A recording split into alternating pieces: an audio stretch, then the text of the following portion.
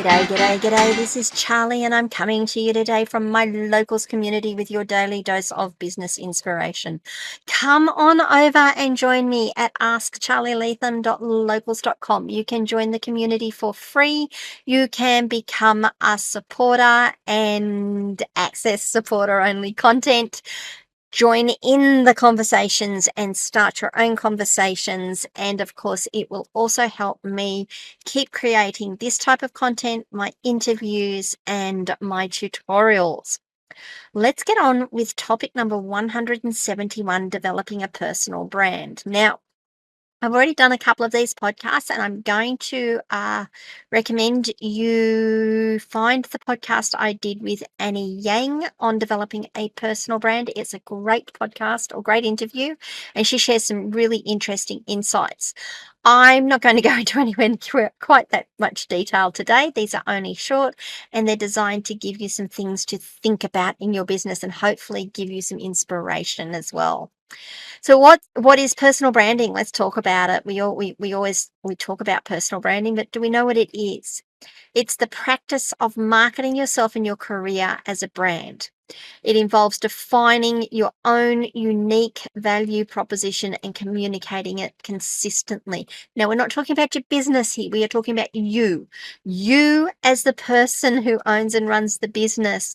Even if you aren't quite the front person or the only person involved in the business, you yourself are going to need a personal brand. You're going to need something that makes you stand out from the crowd. A strong personal brand can differentiate you in the marketplace. It builds trust with your audience and it creates new opportunities, because people don't buy from businesses, right? People buy from people. And when you are a people behind your business, people are going to connect with you, or they're going to want to connect with you. So, and if you don't have something that they can connect with, why are they going to do that? So how do you define your own brand identity? And that's what it's called. Like you've got your business brand identity. You yourself need a brand identity. You need to identify your values and your strengths. You need to reflect on what makes you unique and how you want to be perceived. You need to craft that into a value proposition. You need to take those values and articulate them in a way that your audience and your customers and your partners and your team members are going to understand. And then once you've got all that, you need to be consistent in the messaging that you give with that. You need to make sure that your communications, both online and offline, align with that brand identity. So one of the things that I like to have as my identity is that I'm honest and I have integrity.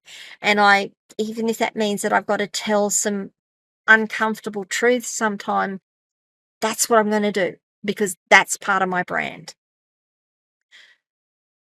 How then can you take that brand identity and use it online and build it as a strong online presence? Well, with your social media, like using platforms like LinkedIn, Twitter, Instagram, Facebook. I mean, if you want TikTok, Pinterest, you can share your expertise, insights, and achievements. Now, there are two schools of thoughts here. I personally prefer to have a business page where I do all my business stuff. I will post as Charly under my business page, under my business identity, and I'll sign it off Love Charly or whatever it is. But I will have that as my business identity, which I then may share on my personal profile on Facebook. I will do that on Instagram, certainly, and then like it as myself on Instagram. The reason I do that is if I want to sell my business in the long run, I don't want the business identity tied to me. If I want to step out at any point in time, it's not going to be tied to me. Well, it'll be tied to me a little, but I can at least say there is the social media identity for the business. There it is right there. So, but there are some people that think, no, don't do that. Build it all under your own personal brand. I would love people to have a conversation about that and tell me what your thoughts are.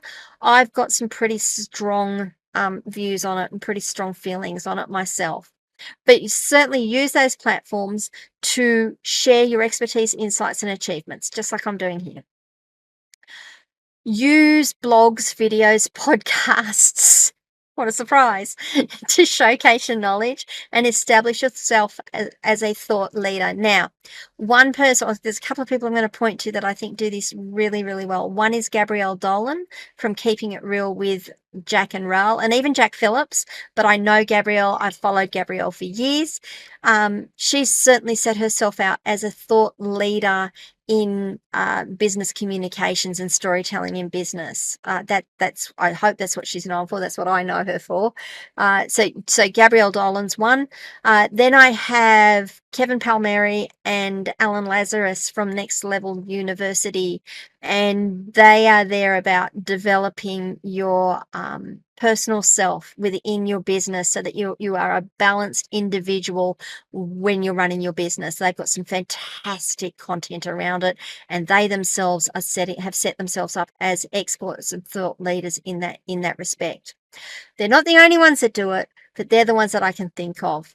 And finally, networking. Engage with your audience and industry peers through online and offline networking opportunities. Now, one of the best ways I've found to do this online is get into Facebook groups, get into LinkedIn groups, get into the forums and such, and start adding your thoughts to it. Hell, even Quora is a great way. Quora, Quora is a great way of starting to showcase your own knowledge. So there's some ways of building your brand identity online. What's my story that goes with this one? Because I do like to share my stories. I'm not going to give you a personal one. I am going to give you one from Richard Branson, the founder of Virgin Group. He has a personal brand around being adventurous, innovative, and customer focused.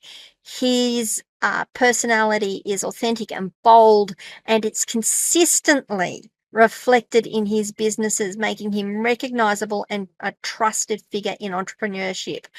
Whether you like the man or not, I don't know if you can actually deny any of those statements. I mean, maybe you don't like him, but he's certainly one of the guys that likes to get out there, or he did anyway, like to get out there and do things. And when he built his businesses, they all had they had that feel about them. What do you guys think about building a personal brand? Is that something you've thought about doing? Are you doing it? Have you done it? What worked? What didn't work? What do you think about using personal pages or personal profiles versus business pages on places like Facebook and Instagram?